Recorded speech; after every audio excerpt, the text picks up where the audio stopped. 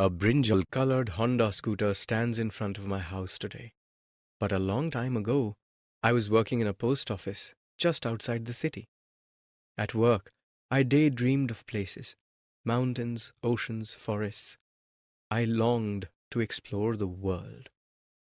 So, one day, I purchased a bicycle. From then on, I would ride far away into the wind's embrace.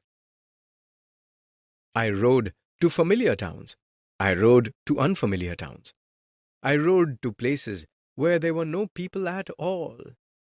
I wished I could keep on riding forever.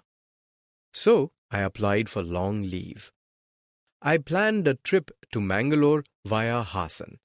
It was a long way to travel, but I believed that I could do it. I rode for 2 days, in rain and in shine, elated at my new freedom.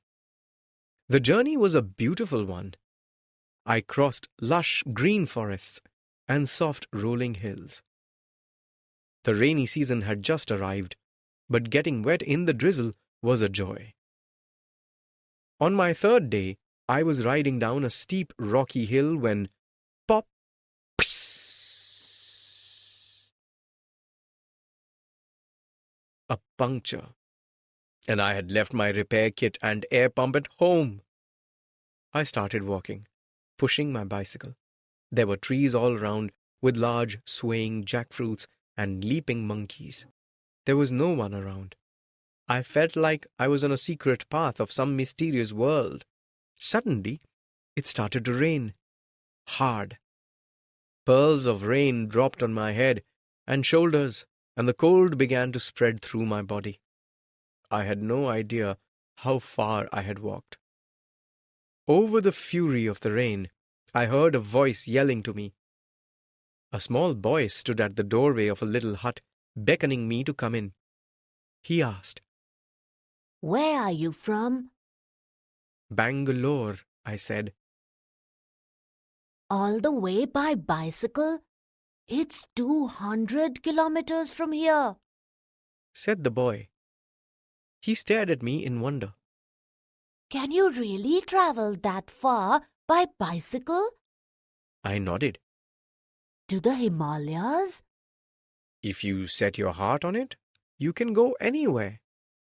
The boy began to frown.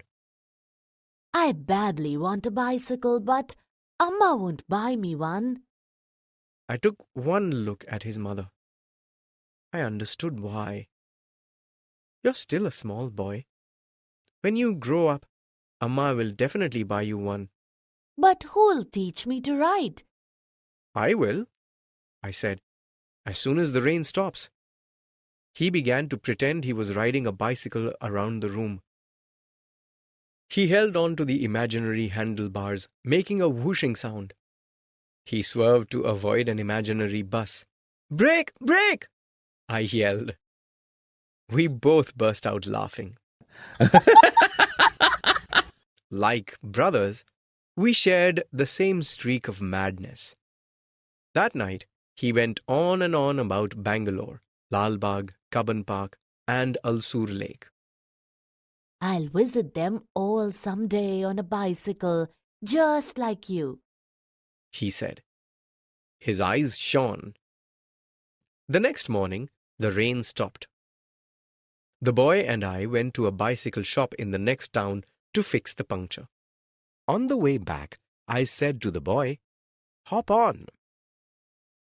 His joy knew no bounds. I held the bicycle steady as he straightened his back and reached for the pedals. He was small for the bicycle, but not by too much. He started to roll forwards. "I feel like I'm flying," he exclaimed. The boy was a quick learner. The next morning it was time for me to leave. The boy waited in front of the house as I gathered my things. He stood next to the bicycle, as if he was about to ride away on it. He walked me to the boundary of his town, and then he said, "Would you mind if I rode around the block one last time? I will come right back." "Okay, but..." Before I could finish, he was away. I watched cycle rickshaws auto rickshaws with their yellow tops, lorries, and many people moving in every direction. As he disappeared round the corner, I thought of his family, his dreams, his passion. At that moment, a bus to Hassan stopped in front of me. I came to a sudden decision. I quickly climbed on, smiling. The bus left immediately. I looked down the street and thought I could see his face, beaming at me from afar.